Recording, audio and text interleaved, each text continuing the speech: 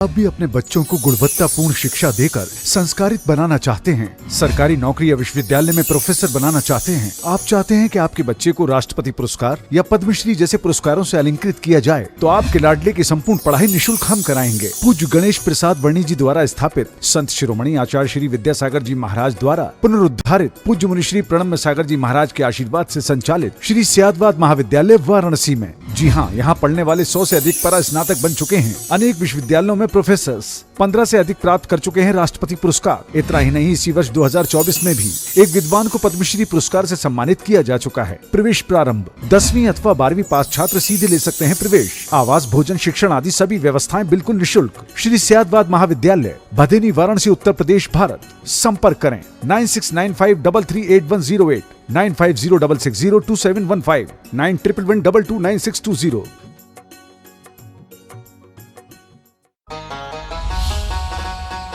इस कार्यक्रम के पुण्यार्जक हैं प्रणम्य वाणी देवदूत। प्रणम्य गुरु की वाणी पहुँचे घर घर, सम्यक ज्ञान प्रभावना होवे घर घर। सभी प्रणम्य वाणी देवदूत के पुण्य की बहुत बहुत अनुमोदना। अधिक जानकारी के लिए संपर्क करें। गुरु चरणों में समर्पित गुरु भक्त परिवार, USA।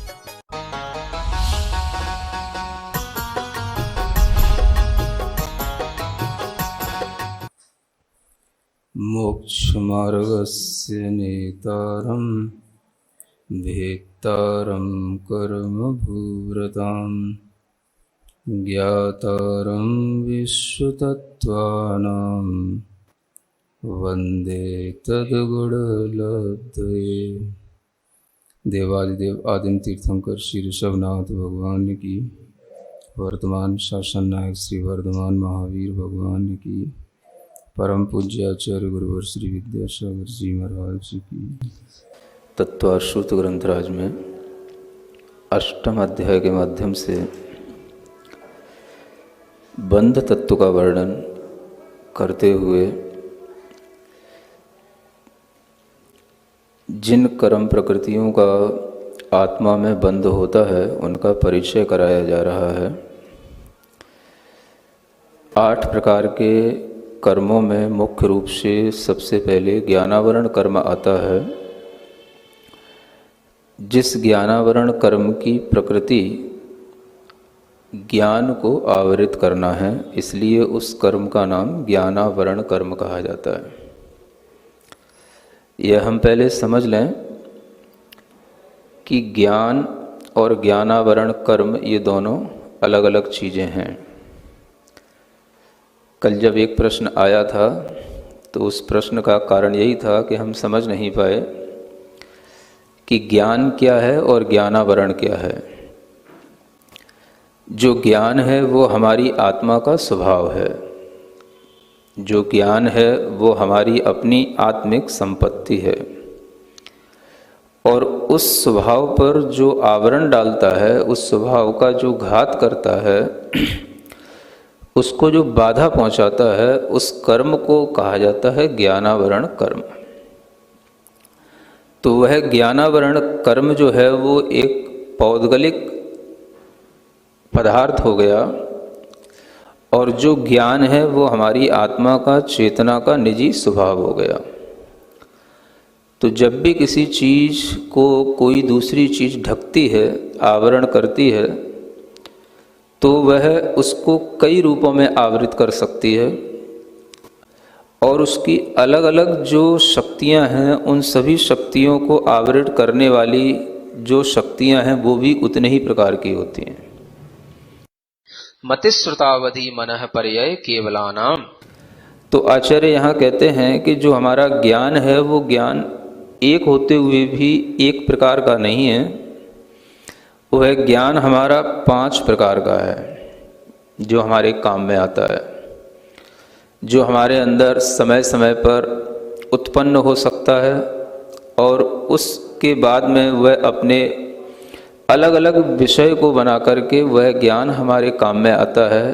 वह मुख्य रूप से 5 प्रकार का कहा गया, जिसे हम मतिक ज्ञान कहते हैं पहला, दूसरा श्रुत ज्ञान कहते हैं, तीसरा अवधि ज्ञान कहते हैं, चौथा मनः पर्यय ज्ञान कहते हैं, और 5वां केवल ज्ञान होता है।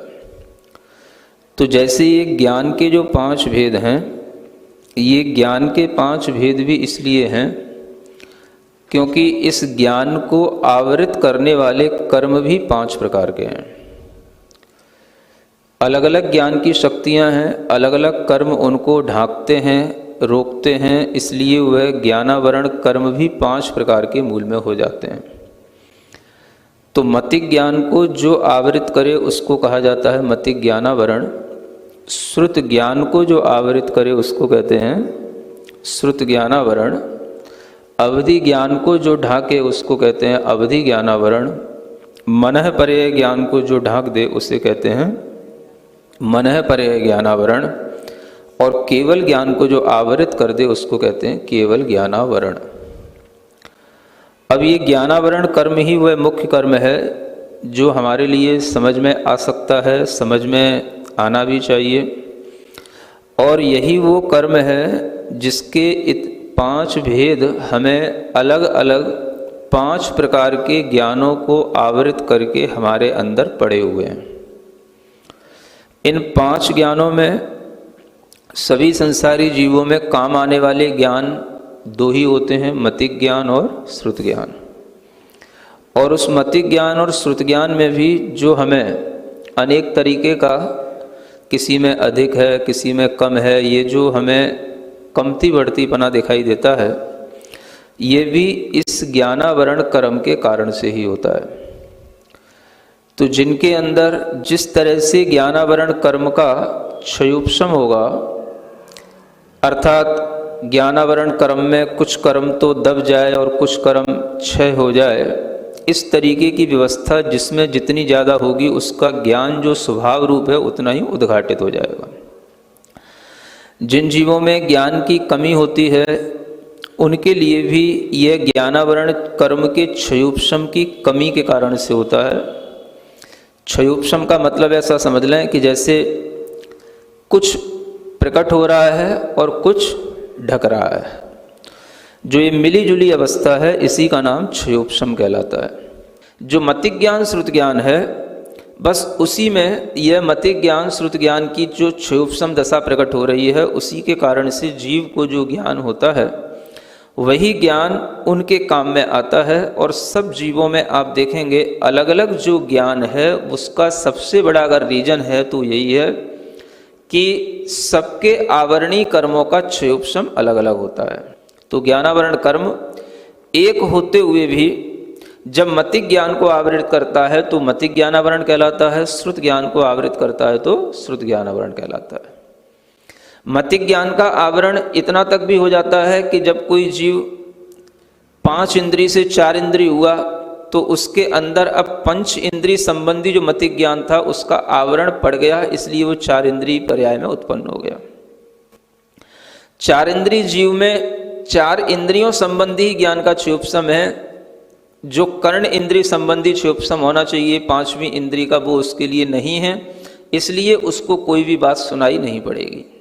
इंद्रिय नहीं मिली, इंद्रिय जो मिलती है वह इंद्रिय भी ज्ञानावरण कर्म के क्षयोपशम के साथ ही उपलब्ध होती है। तो जीव के अंदर यह मतिक ज्ञानावरण कर्म का जो उदय आता चला जाता है, इसका आवरण बढ़ता चला जाता है, वो हमें इसी तरह से समझ में आना चाहिए जैसे जैसे जीव 4 इंद्रिय दिखाई दे, 3 इंद्रिय दिखाई दे, 2 इंद्रिय दिखाई दे, 1 इंद्रिय दिखाई दे, ये सब क्या हो गए? इन सब के ऊपर ये मतिक ज्ञानावरण कर्म के आवरण और बढ़ते चले गए। और यही आवरण जब अत्यंत अपनी उत्कृष्ट दशा में होता है तो उस स्थिति में जीव के अंदर जो सबसे छोटा, सबसे जघन्य, सबसे हल्का जो ज्ञान रह जाता है वो कहलाता है नित्य निगोध जीव का वह ज्ञान जिसमें कि बस उसे अब इससे ज़्यादा और उसके ऊपर आवरण नहीं पड़ सकता। उस ज्ञान का नाम है नित्य उद्घाटित ज्ञान। क्या बोलते हैं उसको? नित्य उद्घाटित। इस शब्द ही कह रहा है नित्य माने हमेशा, उद्घाटित माने इतना तो उद्घाटित रहेगा ही। वो उसकी लास्ट स्थिति है। अगर वो भी जो है एकदम से अगर अभाव को प्राप्त हो गया तो जीव का ही अभाव हो जाएगा। तो ये ज्ञान की जघन्य दशा भी इन्हीं ज्ञानावरण कर्म के उत्कृष्ट आवरण के कारण से पड़ जाती है। और जैसे जैसे आवरण हल्के होते जाते हैं, वह जीव एक इंद्री से दो इंद्री, तीन इंद्री, चार इंद्री, पंचेंद्री, संगी पंचेंद्री, इन पर्यायों को प्राप्त होता है। और इन पर्यायों में भी आप देखेंगे तो सभी के मतिक ज्ञान, श्रुत ज्ञान अलग अलग काम करते हैं। मतिक ज्ञान का मतलब है जो अपनी इंद्रियों संबंधी ज्ञान है, सेंसुअल नॉलेज जो है वो मतिक ज्ञान कहलाती है। श्रुत ज्ञान जो ज्ञान हमें सुनने से या स्क्रिप्चर के थ्रू मिलता है, वो ज्ञान हमारा शास्त्र का जो ज्ञान होता है वो श्रुत ज्ञान कहलाता है। शास्त्र का ज्ञान भी हमें तभी समझ में आ सकता है जब हमारे अंदर ज्ञानावरण कर्म का क्षयोपशम हो, ज्ञान के आवरण हमारे उस संबंधी कुछ हटे हुए हों, कम हों, तो हमें शास्त्र की चीज समझ में आ सकती है। अन्यथा हमें शास्त्र संबंधी ज्ञान नहीं होगा। दूसरा, हमें लौकिक ज्ञान तो सब हो सकता है, लेकिन शास्त्र संबंधी ज्ञान होने के लिए भी हमारे अंदर क्षयोपशम कुछ अलग ही होना चाहिए। तो इसलिए ये अलग अलग तरीके के क्षयोपशम होते हैं जिनसे हमें श्रुत माने जो श्रुत ज्ञान की चीजें हैं वो हमारे लिए समझ में आए। वो श्रुत ज्ञान जिसके माध्यम से हम अपने अंदर किसी भी पदार्थ का विचार उस रूप में कर सकते हैं जिस रूप में हमें बताया गया हो। तो वह श्रुत ज्ञान भी इन्हीं श्रुत ज्ञानावरण कर्म के अभाव से होता है और इनकी क्षयोपशम दशा बढ़ने पर होता है। सब जीवों के श्रुत ज्ञान भी अलग अलग काम करते हैं। श्रुत ज्ञान तो ऐसा ज्ञान है जो केवल मन से होता है। अब हमारे कान के द्वारा कोई चीज सुनी गई, ये तो हमारा मतिक ज्ञान का विषय हो गया। उसके बाद में हमें क्या समझ आ रहा है, ये समझ जो है वो हमारी श्रुत ज्ञानावरण कर्म के क्षयोपशम पर निर्भर करती है। एक ही चीज को सुनकर के, एक ही सूत्र को सुनकर के, एक ही उसकी व्याख्या सुनकर के अलग अलग लोगों को अलग अलग तरह से समझ में आता है। किसी को सही समझ में आ भी जाता है, किसी को केवल इतना ही समझ में आता है कि हाँ कुछ समझ में आया तो लेकिन समझा नहीं सकते। किसी को ये समझ आ जाता है कि हाँ कुछ है, अच्छा तो था, लेकिन ऐसा कुछ समझ नहीं आया कि हम उसको बिल्कुल हमेशा याद रख सकें। और किसी को वह सुनने के बाद में ध्यान रह जाता है कि हाँ ये बिल्कुल सही समझ में आया और इसका मतलब ये है, और वो अपने मन से उससे और भी चीजें समझता हुआ उसको अपने ध्यान में रख लेता है। तो ये सब अलग अलग ज्ञानावरण कर्म के क्षयोपशम की दशा के परिणाम होते हैं। आपको शास्त्र की बात समझने का क्षयोपशम अलग होना चाहिए, और जो आप दूसरी बातें सुनते हैं, जो अपने लौकिक शिक्षा की नॉलेज लेते हैं, उसके लिए क्षयोपशम होता है वो अलग होता है, और इधर जो क्षयोपशम होता है वो अलग काम करता है। क्योंकि शास्त्रों में जो संज्ञाएं हैं, माने जो भी यहाँ पर नाम दिए जाते हैं, उनकी जो डेफिनेशन दी जाती हैं, वो टर्मिनोलॉजी आपके समझ में आ पाए, इसका भी क्षयोपशम आपके अंदर तब होगा जब कुछ श्रुत ज्ञानावरण संबंध इससे रख रहा हो। इसको बोलते हैं अक्षर श्रुत ज्ञानावरण कर्म का क्षयोपशम। क्या बोलते हैं? अक्षर। अक्षरों के ज्ञान से ही शब्दों का ज्ञान होता है, शब्दों से ही जो पद बनते हैं उन पदों का ज्ञान होता है, और पदों से ही जो शास्त्र बनते हैं उन शास्त्रों का ज्ञान होता है। तो ये सब श्रुत ज्ञानावरण कर्म के क्षयोपशम की दशा होती है, जो जघन्य से उत्कृष्ट रूप तक पहुंच जाती है। और ये श्रुत ज्ञानावरण कर्म की उत्कृष्ट, जब ज्ञान की जब उत्कृष्ट दशा होगी तो ये आप समझ लेना कि ये लगभग जब 14 पूर्व का जो ज्ञान कहा जाता है, क्या बोलते हैं, 12 अंग 14 पूर्व के ज्ञाता, ये 14 पूर्व का जिनको ज्ञान होता है, जो श्रुत केवली होते हैं, वही इस श्रुत ज्ञानावरण कर्म के जघन्य क्षयोपशम के कारण से, मतलब इसकी जघन्य क्षयोपशम श्रुत ज्ञानावरण कर्म की तो दशा होगी जघन्य रूप, तो उनका श्रुत ज्ञान जो होगा वो होगा उत्कृष्ट रूप।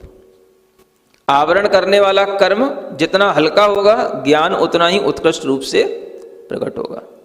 आवरण करने वाला कर्म जितना ज्यादा प्रभावी होगा, ज्ञान उतना ही कमजोर होगा।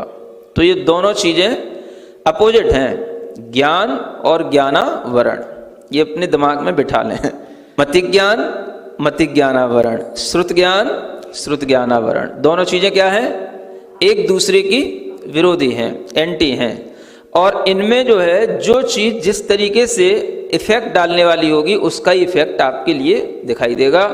अगर ज्ञानावरण कर्म का इफेक्ट ज़्यादा है तो ज्ञान का इफेक्ट कम होएगा, और अगर ज्ञान का इफेक्ट ज़्यादा दिखाई दे रहा है तो इसका मतलब है ज्ञानावरण कर्म का इफेक्ट कम है, क्षयोपशम उसका जो है हमारे लिए बाधा को प्राप्त नहीं कर रहा है।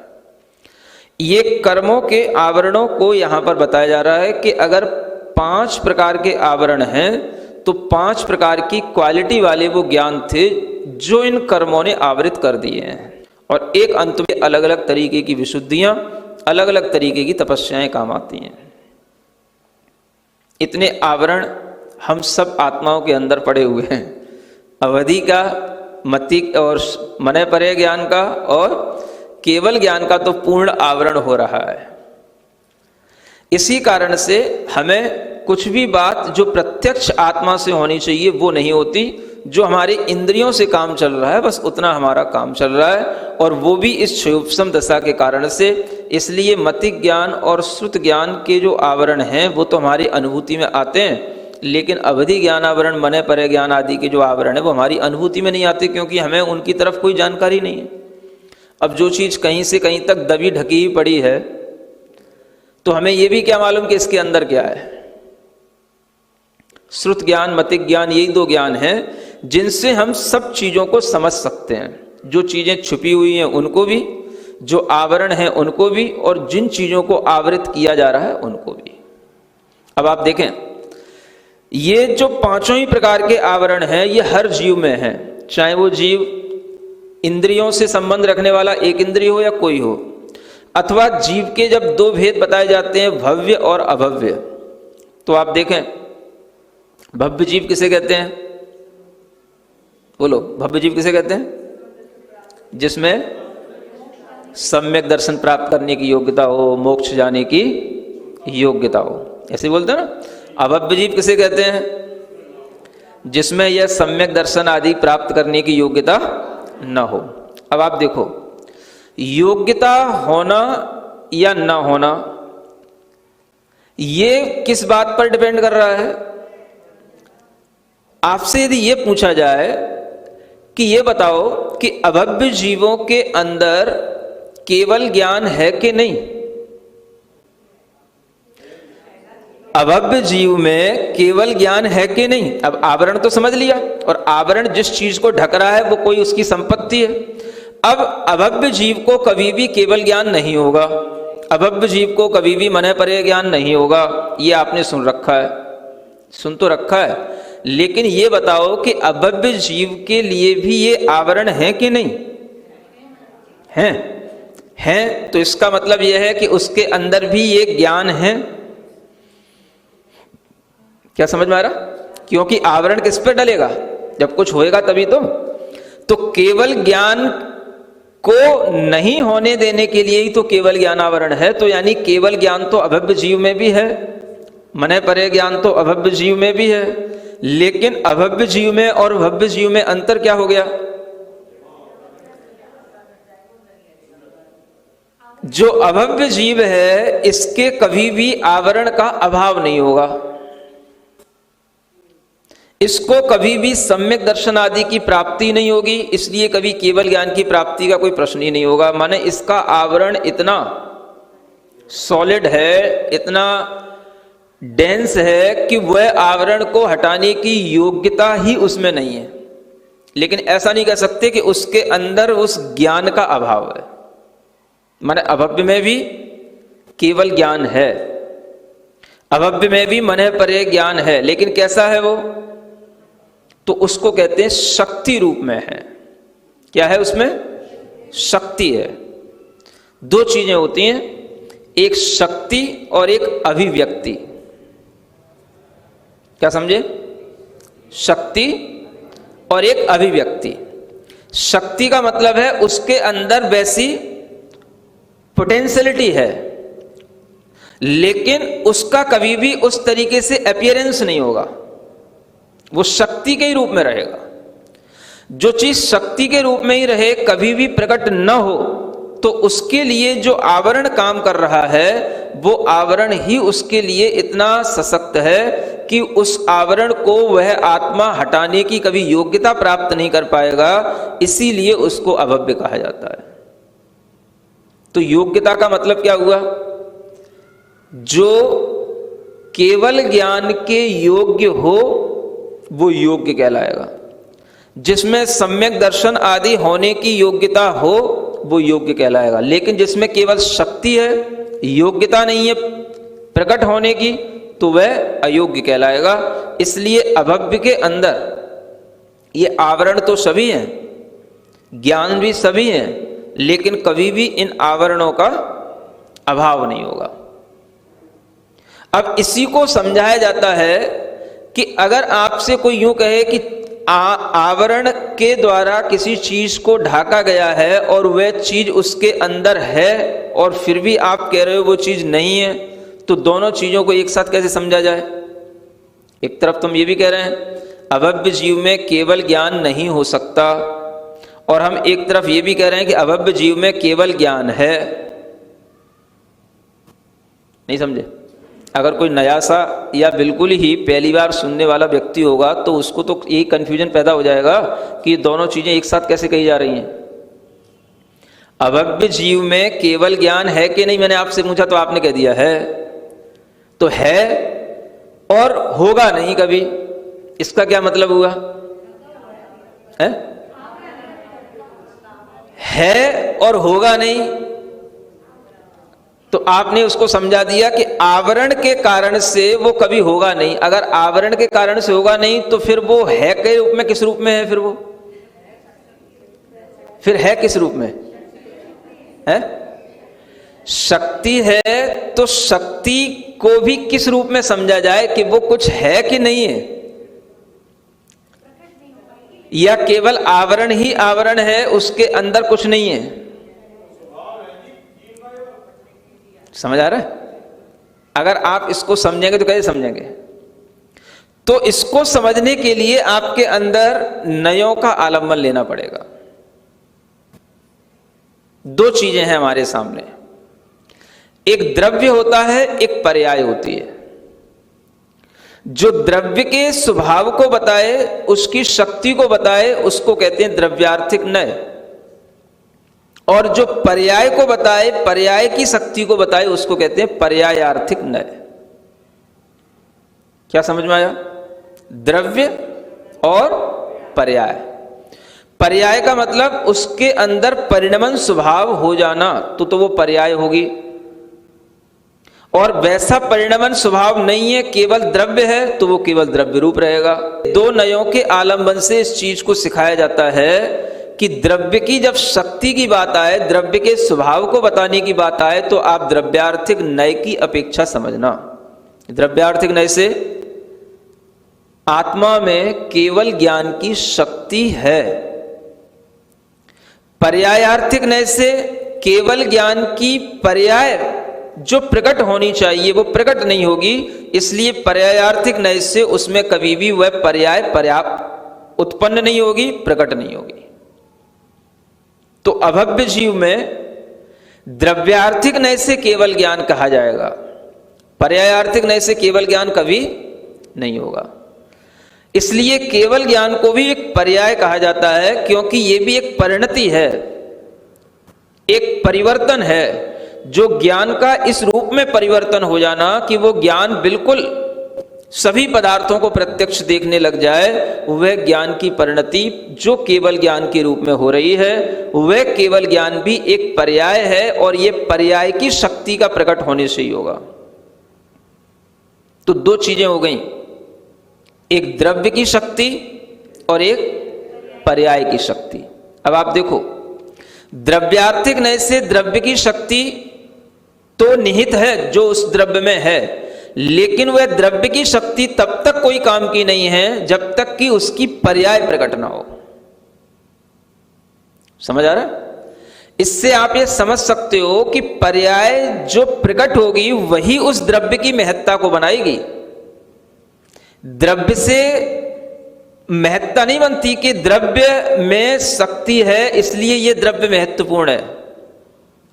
पर्याय अगर वो प्रकट हो गई तो द्रव्य की महत्वपूर्णता बन जाती है, तभी उस जीव के अंदर भव्यता प्रकट हो गई कहा जाएगा, जिसमें सम्यक दर्शन हो गया, केवल ज्ञान हो गया, अरिहंत दशा प्रकट हो गई। पर्याय की प्रकटता से आएगा। सुन रहे हैं ना? इस द्रव्य दृष्टि ने पर्याय की दृष्टि को इतना ओझल कर दिया है कि द्रव्य दृष्टि भी एकांत रूप से मिथ्या दृष्टि हो गई है। पर्याय की दृष्टि को इसने ओझल कर दिया है। द्रव्य का महत्व भी पर्याय के माध्यम से आ रहा है। केवल ज्ञान की पर्याय आ गई तो उस द्रव्य के अंदर वह पर्याय प्रकट होने के कारण से उस द्रव्य की महत्ता होगी, जो अरिहंत की तरह पूजा जाएगा, नहीं तो निगोद पर्याय में ही वो जीव पड़ा रहेगा। द्रव्य में शक्ति है, द्रव्य में ज्ञायक स्वभाव है, द्रव्य में उसकी अपनी सत्ता निहित है, या द्रव्य का वह स्वभाव है, उससे कुछ नहीं होने का। द्रव्य का सबका स्वभाव है, ज्ञायक स्वभाव सभी द्रव्यों का है, उससे क्या होने जाने का है। पर्याय में वो चीज प्रकट होनी चाहिए। भव्य में ये पर्याय प्रकट होती है, तब जाकर के उस मिथ्यात्व का अभाव होता है, सम्यक दर्शन की पर्याय आती है, तब जाकर के वह द्रव्य की योग्यता बढ़ती है। तो जिस द्रव्य में योग्यता प्रकट हो जाए उसी को हम महत्वपूर्ण मानते हैं, और वही महत्व का होता है। पूज्यता उसी की होती है, इंपॉर्टेंस उसी की होती है। दुनिया में भी वही पूजा जाता है जिसमें योग्यता है। योग्यता का मतलब क्या है? आप उस अपनी शक्ति को प्रकट कर लेते हो या प्रकट करना जानते हो, उस शक्ति का उपयोग कर रहे हो तो योग्य हो। और शक्ति है, कोई उसकी उपयोगिता नहीं, तो आप अयोग्य हो। तो अयोग्य को तो कहीं एडमिशन मिलता ही नहीं। तो द्रव्य दृष्टि से तो सभी केवल ज्ञानमय हैं। सुन रहे हैं ना द्रव्य दृष्टि वाले? द्रव्य दृष्टि से तो चाहे भव्य जीव हो चाहे अभव्य जीव हो, सब में केवल ज्ञान पड़ा है। द्रव्य दृष्टि से सब बराबर है। तो द्रव्य दृष्टि से हम किसमें क्या देखेंगे? हमें अगर डिफरेंस दिखाई देगा तो हमें पर्याय दृष्टि से आपने उसमें क्या परिणमन कर लिया, जो चेंजेसन आता है किसी भी चीज में, वही तो महत्वपूर्ण होता है। आपको पढ़ाया जा रहा है, पढ़ाए जाने के बाद भी आप जिस क्लास में बैठे हो आप उसी क्लास में 3 साल से पढ़ रहे हो। इसका मतलब क्या है? कि आप में कोई परिणमन नहीं हो रहा है। पर्याय का मतलब हाँ, टू चेंज, कुछ नहीं हो रहा। जो नहीं हो रहा है इसी का मतलब है कि आप एक ही जगह पर बैठने योग्य हो, माने आपकी कोई योग्यता नहीं बढ़ रही है, क्योंकि आपकी पर्याय बदल नहीं रही है। द्रव्य तो सबका अनंत ज्ञानमय है, उससे क्या होना जाना है। समझ आ रहा है ना? तो पर्याय दृष्टि का भी महत्व समझो। मैं इसलिए बता रहा हूं आपको कि दुनिया में द्रव्य दृष्टि इतनी हो गई है कि सब द्रव्य दृष्टि से ही हर द्रव्य को देख रहे हैं। उससे क्या होएगा? पूज्यता और अपूज्यता का व्यवहार, हमारे अंदर किसी भी तरीके का उत्साह, हमारे अंदर मोटिवेशन अगर आएगा तो सामने वाले की पर्याय को देख करके आता है, द्रव्य को देख करके क्या आता है? द्रव्य तो सभी के बराबर है।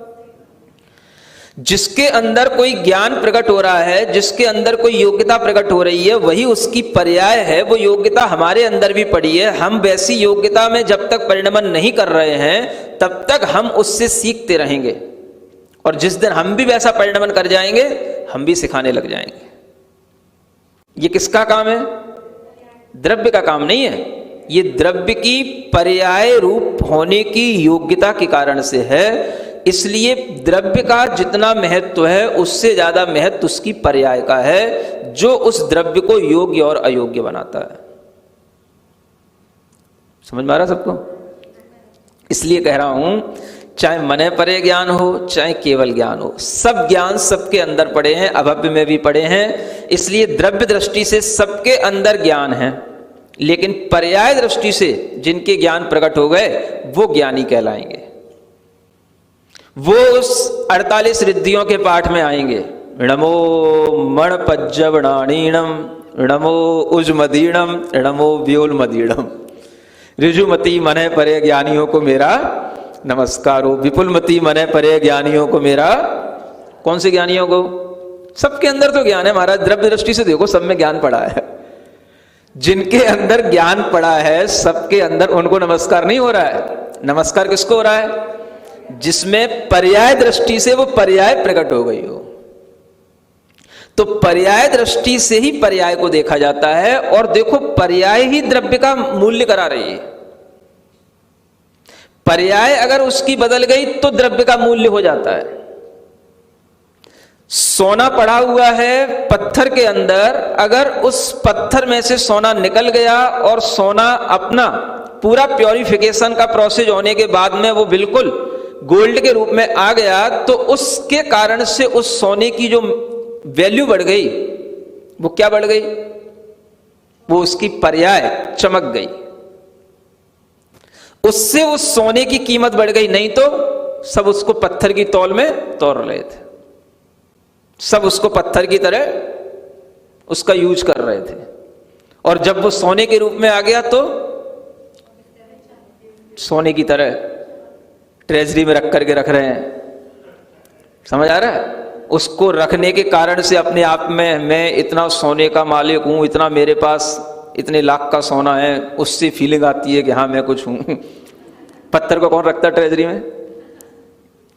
समझ लो, द्रव्य दृष्टि का मतलब है केवल पत्थर को देखना, और पर्याय दृष्टि का मतलब है पत्थर में सोना देखना। समझ आ रहा है? द्रव्य दृष्टि का मतलब है केवल चाहे भव्य हो चाहे अभव्य हो, सब में ज्ञान देखना। और पर्याय दृष्टि का मतलब है जिनमें ज्ञान प्रकट हो गया है, जो जिनेंद्र देव बन गए हैं, जो अरिहंत हो गए हैं, उनमें ज्ञान देखना। ऐसा ज्ञान होता है। उनमें क्या ज्ञान दिखेगा? अभव्यों में क्या ज्ञान देखोगे? वो तो अस्तित्व सिर्फ इसलिए वहां बताया जा रहा है द्रव्यार्थिक नय से, क्योंकि अगर ये भी नहीं मानेंगे तो फिर इन ज्ञानावरण कर्मों का भी वहां कोई काम नहीं है। क्योंकि आवरण तो उसी चीज के ऊपर होगा जो कोई चीज को आवृत किया जाए। आवरण करने वाली भी चीज होनी चाहिए और आवरण के योग्य भी चीज होनी चाहिए, दोनों चीजें होनी चाहिए, तब तो वो आवरण कहलाएगा। नहीं तो आवरण किस चीज का? तो द्रव्य दृष्टि से वहां पर केवल ज्ञान है, लेकिन वह केवल ज्ञान वहां पर कभी भी कोई भी किसी भी तरह का काम का नहीं, किसी भी तरह का उस ज्ञान की कोई योग्यता नहीं। योग्यता जो आएगी ज्ञान में वो पर्याय दृष्टि से ही आती है। इसलिए पर्याय दृष्टि से आपको द्रव्य की ओर दृष्टि डालना चाहिए। जिनमें पर्याय प्रकट हो गई है उनके द्रव्य को देखो, और वैसी पर्याय हमारे द्रव्य में प्रकट हो ऐसा सोचो।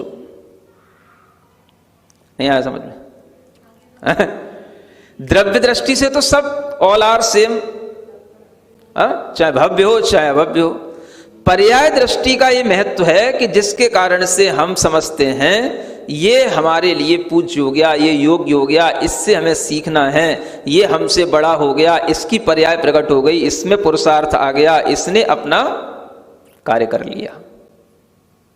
तो दुनिया में सब कुछ पर्याय से ही चल रहा है। आपको कहीं भी जॉब मिलती है, आपकी द्रव्य दृष्टि से नहीं मिलती है। किस दृष्टि से मिलती है? सबने आईआईटी कर ली, कर लो, सबके पास में आईआईटी का सर्टिफिकेट है, सबको मिल जाती जॉब क्या? उसमें भी आपको अपनी वो योग्यता दिखानी पड़ती है कि हम किस काम के कितने योग्य हैं।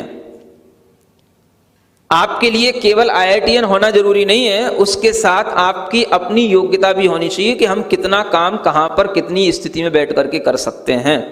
वो भी चीज आपकी पर्याय है, और उस पर्याय में भी आपको ये दिखाना पड़ेगा कि वास्तव में हमने आईआईटी का केवल प्रमाण पत्र नहीं लिया है, हमें उसके साथ कुछ नॉलेज भी आई है, हमारे अंदर कुछ चेंज भी आया है। नहीं तो प्रमाण पत्र कहीं किसी को मिल भी जाए तो जॉब तो सबको नहीं मिल जाएगी। तो हर चीज पर्याय के साथ ही महत्वपूर्ण होती है। समझ आ रहा है? इसलिए द्रव्य दृष्टि की जितनी महत्ता रखते हो उतनी पर्याय दृष्टि की भी महत्व को जानो, ये मुख्य बात है। ये ज्ञानावरण कर्म जो हैं ये हमारी द्रव्य शक्ति को ही रोक रहे हैं और पर्याय शक्ति को भी रोक रहे हैं। इन ज्ञानावरणी कर्मों के अभाव में हमारी पर्याय प्रकट होगी, तभी हमारी द्रव्य की शक्ति प्रकट होगी। इसलिए कभी ऐसा नहीं होता कि द्रव्य तो हमेशा सबका शुद्ध बना रहे और पर्याय केवल जो है उस द्रव्य की अशुद्ध बनी रहे। ऐसा नहीं होता। क्यों नहीं होता? क्योंकि पर्याय अगर अशुद्ध है तो द्रव्य की अशुद्धता को बता रहा है। अगर उसमें से अभी सोना नहीं निकला है तो पत्थर के रूप में ही है, और जिस दिन पर्याय शुद्ध हो जाएगी उसी दिन उसका द्रव्य शुद्ध हो जाएगा। तो ये लोग इतना गलत सीख रहे हैं दुनिया में, द्रव्य शुद्ध है पर्याय अशुद्ध है। ये सिद्धांत का ज्ञान नहीं होने के कारण से अब सीख रहे हैं और सिखाया जा रहा है। जिस समय पर्याय शुद्ध होगी तभी द्रव्य शुद्ध होएगा। पर्याय प्रकट हो गई यानी द्रव्य में प्योरिफिकेशन हुआ, तभी उसकी पर्याय प्रकट हो गई। कोई भी बर्तन आप मांजते हो, धोते हो, तो उस बर्तन में भी जो कुछ भी कालिमा लगी रहती है तो उस बर्तन की ही कालिमा कहलाती है। जब वो बर्तन की कालिमा हट जाती है तभी कहा जाता है हाँ ये बर्तन चमक गया है। अब आप कहो कि नहीं, बर्तन तो भीतर शुद्ध है, प्योर है, कालिमा से कोई फर्क नहीं पड़ता है, वो तो ऊपर ऊपर लगी है। अगर कोई फर्क नहीं पड़ता है तो फिर उसी में दूध पी लो, उसी में दाल खा लो, उसी में से सब कुछ कर लो। समझ आ रहा है? तो जिस तरह से ये प्रैक्टिकली अपने आप में फिट नहीं है बात, उसी तरीके से आचार्य कहते हैं ज्ञान सम्य होता है, लेकिन वह ज्ञान जो प्रकट होएगा वो ही हमारे काम का है, जो प्रकट नहीं है वो ज्ञान हमारे कोई काम का है ही नहीं। तो सोता हुआ पड़ा हुआ है, अंधकार में पड़ा हुआ है। इसलिए ये 5 प्रकार के आवरणों का ज्ञान करके हमें ये समझना है कि जितना जितना हम अपने ज्ञान का आवरण हटाएंगे उतना ही हमारा ज्ञान उन्नति को प्राप्त होगा। ज्ञान बढ़ेगा तो हमारी आत्मा की उन्नति बढ़ेगी। आत्मा का विकास ज्ञान का विकास इसीलिए कहा जाता है। वो ज्ञान जिससे कि हमें तत्व का ज्ञान आए, हमारे अंदर स्व और पर का निश्चय हो, वो ज्ञान हमारे काम में आएगा। उससे ये आवरण हटेंगे और उसी के माध्यम से हमारी आत्मा का विकास होगा। ठीक है ना? तो ये ज्ञानावरण को समझना बड़ा जरूरी था। इसलिए आपको ये ज्ञानावरण के माध्यम से ये अपने अंदर कितनी शक्तियां पड़ी हैं, ये ज्ञान की 5 विशेष शक्तियां समझ लो। और उन 5 के भी असंख्यात भेद हैं, क्योंकि एक एक शक्ति भी असंख्यात प्रकार की है। तो इन सब शक्तियों को आवृत करने वाले कर्म अलग अलग टाइप के हैं। इनमें से जितने जितने कर्मों का हम अभाव करते जाते हैं उतना ही हमारा ज्ञान प्रकट होता चला जाता है, और उसी के माध्यम से सब जीवों को पता पड़ता है कि इसके अंदर कितना ज्ञान किस तरह के क्षयोपशम के साथ में है। सिरिजिण वाणी जग कल्याणी जग जन मदतम मोहरी जणमण हारी गढ़हर हारी जम जरा भव रोग हरि तिथ्य राणम दिव्य झुणिम जो पड़ई सुणई मय्ये धारई राणम सौख मणंतम धैर्य सासद मोक्ष पदम पावई सासद मोक्ष पदम पावई।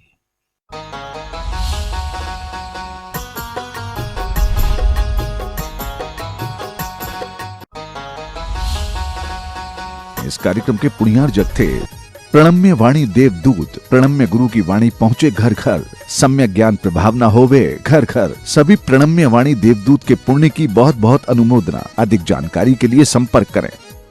गुरु चरणों में समर्पित गुरु भक्त परिवार USA। यदि आप भी अपने बच्चों को गुणवत्तापूर्ण शिक्षा देकर संस्कारित बनाना चाहते हैं, सरकारी नौकरी या विश्वविद्यालय में प्रोफेसर बनाना चाहते हैं, आप चाहते हैं कि आपके बच्चे को राष्ट्रपति पुरस्कार या पद्मश्री जैसे पुरस्कारों से अलंकृत किया जाए, तो आपके लाडले की संपूर्ण पढ़ाई निःशुल्क हम कराएंगे। पूज्य गणेश प्रसाद वर्णी जी द्वारा स्थापित संत शिरोमणि आचार्य श्री विद्यासागर जी महाराज द्वारा पुनरुद्धारित पूज्य मुनि श्री प्रणम्य सागर जी महाराज के आशीर्वाद से संचालित श्री सियादवाद महाविद्यालय वाराणसी में। जी हाँ, यहाँ पढ़ने वाले 100 से अधिक परा स्नातक बन चुके हैं। अनेक विश्वविद्यालयों में प्रोफेसर्स 15 से अधिक प्राप्त कर चुके हैं राष्ट्रपति पुरस्कार। इतना ही नहीं, इसी वर्ष 2024 में भी एक विद्वान को पद्मश्री पुरस्कार से सम्मानित किया जा चुका है। प्रवेश प्रारंभ 10वीं अथवा 12वीं पास छात्र सीधे ले सकते हैं प्रवेश। आवास, भोजन, शिक्षण आदि सभी व्यवस्थाएं बिल्कुल निःशुल्क। श्री सियादवाद महाविद्यालय, भदेनी, वाराणसी, उत्तर प्रदेश, भारत। संपर्क करें 9695338108, 9506602715, 9111229620।